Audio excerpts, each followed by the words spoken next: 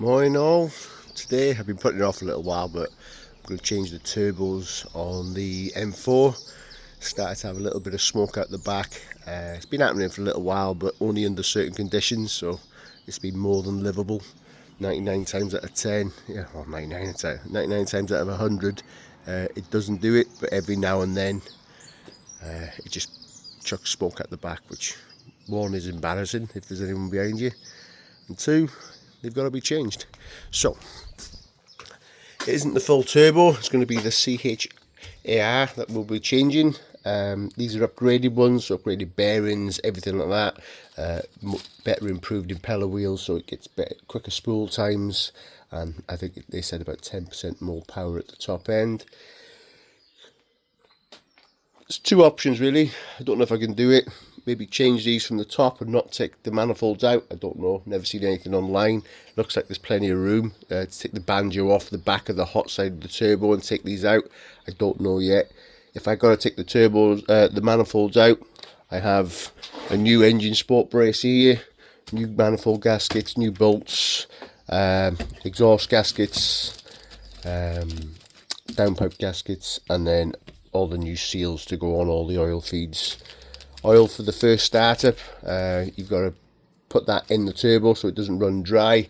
Obviously you've got to build oil pressure as well before you actually hit ignition, so we'll be unplugging the coils or the injectors. This isn't going to be a step by step, it's more of a update as the process goes, so I'll just update you every now and then of what I've done, and then we'll get to it. So I've got to get the car on jacks, get into position, strip all the stuff off the top, and I'll give you a bit of an update. Right, here's what I've got so far. Car's jacked up on jack stands. I've taken off the top brace, disconnected from here. The intake's been taken out.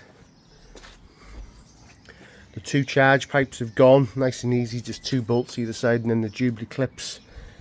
I've got to unclip the two actuators. There's two clips here, one here and one behind, that need to be unclipped and fed through. Many hours and swearing. Lots of tight bolts, but you can take the turbos off without removing the manifolds. Once you've got to strip all the pipes off anyway to do it by taking the manifolds out. I'm just avoiding that. You take the banjo off once you've got the oil pipes, oil feeds removed from the block. The top of the oil pipes come with the turbos, then the cold side. Take the banjos off. Plenty of room to actually take them out. A few spillages and whatever, but two new cores ready to go in. Turbos are now off. What time are we at now? We're looking at 2:15 now. I started this at 10. It isn't an easy job by any means. But what I'll do now is I'll change these cores over, change all the O-rings on all the pipes because I've got new ones, and then we'll change them off and put these back in. See how I go. Let's crack on. So let's say this isn't a how-to or a DIY instruction video. This is more of a proof of concept. Can you take them off without removing the manifolds? Yeah, you can. It does save you a little bit of work, you know. Your manifold bolts, I have bought all the new kit to go on, but the manifolds generally didn't have to come off, and it wasn't a ball ache. All the ball ache is getting the shit off to begin with. So you've got all kinds of stuff and awkward bolts, and there's plenty of how-tos online, but there's no information on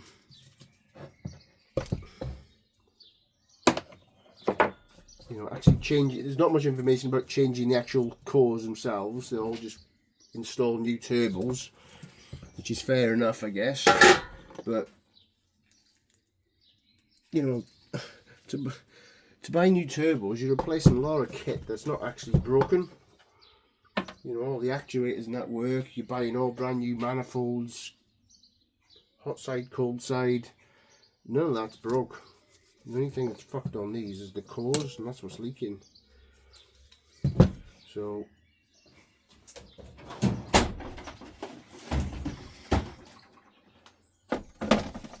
let's, you know, see if not so much to do it on the cheap. We're not looking to bodge anything. We're looking at purely doing a job properly, but you know, one that'll last.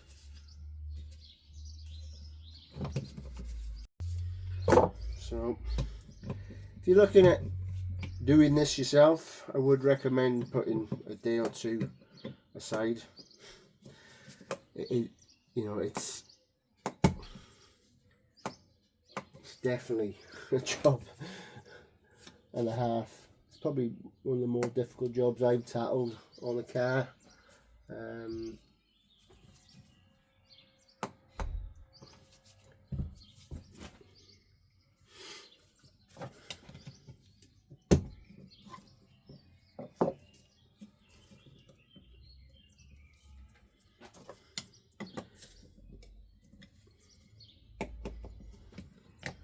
You need a decent pair of these to get this O-ring out.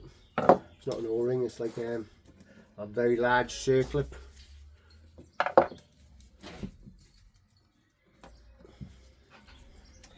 So circlip comes out, cheap, don't buy cheap, fucking you'll regret it.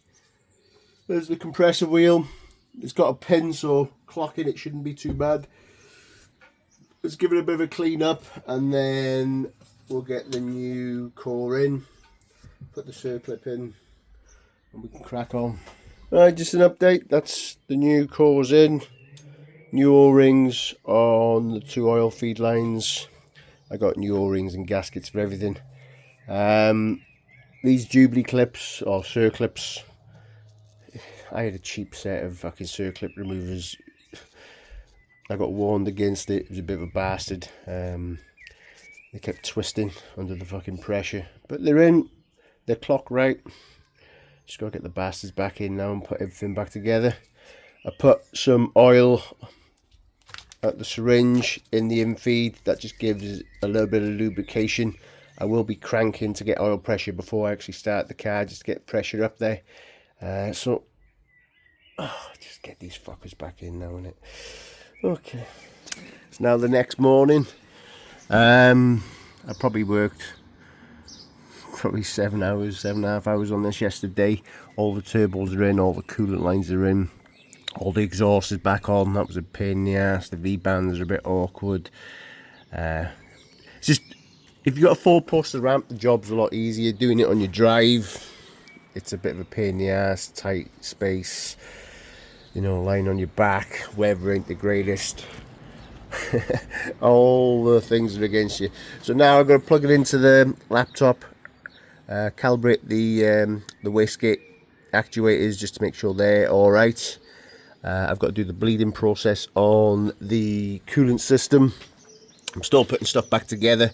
Got this awkward bit down here to do with the inlet. All underneath is complete now. So we're getting there. I reckon I've probably got another couple of hours just dicking around now, getting coolant levels, oil levels and everything right. So yeah, I'll just check in with you in a bit. But we're making progress. We should be ready for the first start very soon. And once again, if you're doing this on your drive, set back a few hours and be very, very patient, because there's a lot of fucking awkward bits in there. Let's say if you've got a ramp or a 4-post, you can get under there, it makes it a lot easier. But make your own mind up. Right, and just like that, she's done. Well, not just like that. A few blood, sweat and tears went into this, and the driveway's had a bit of a battering. I'll try and get that. But she's all back together. It runs great. I did have a drivetrain malfunction. That was down to the charge cooler. Bit of a bugger to bleed. I did the you know, the pump one where you stand on the pedal for 10 seconds and it does it. I did that twice, didn't really touch it. I found just filling it, letting it tick over, take it for a drive up a hill and down a hill, fluid just dropped, took a bit more, you know, and did it that way a couple of drives, and I found that to be the best way. No leaks at all, which yay to me. I was fucking dreading it, you know, a leak from an oil feed line that's buried, you know, and you got to take the shit off again. But yeah, all done. I say this wasn't a DIY, it was more of a can you do it without removing the manifolds? Of course you can. Just as easy, wasn't a ball ache. Just them two banjos and the coal size pop off. So please like and subscribe, and thank you for watching.